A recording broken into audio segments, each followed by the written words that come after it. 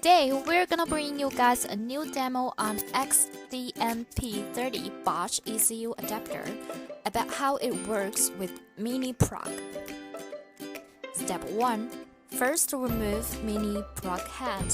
Circular interface is connected to the converter supplied.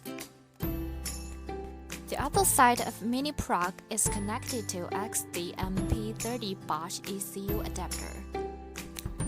The other side of the adapter is connected to the connector with cables. Then, connect the cables to VW ECU. Finally, plug in the adapter. Step 2. Press the power button for 3 seconds to turn on the Mini Prog. Connect your phone to Wi-Fi. Step 3.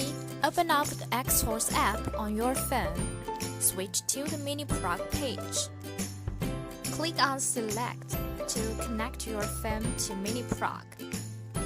Last, select the ECU type. View the diagram. Read ECU data.